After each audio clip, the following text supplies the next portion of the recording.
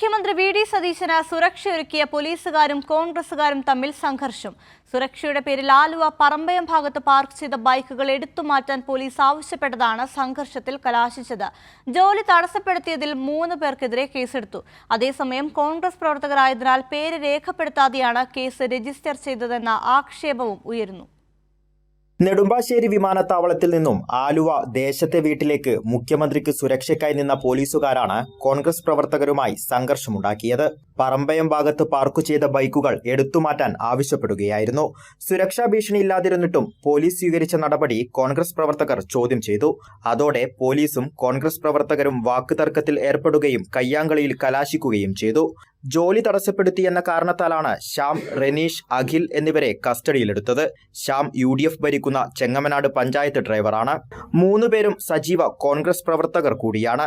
എന്നാൽ പേര് വെളിപ്പെടുത്താതെ കണ്ടാലറിയുന്ന 3 പേർ എന്ന് രേഖപ്പെടുത്തിയാണ് കേസ് രജിസ്റ്റർ ചെയ്തത്. കോൺഗ്രസ് പ്രവർത്തകരായതിനാൽ ഉന്നതരുടെ ഇടപെടൽ ഉണ്ടായെന്നും അതിനാലാണ് FIRൽ പേര് രേഖപ്പെടുത്താതിരുന്നത് എന്ന ആക്ഷേപവും ശക്തമാണ്.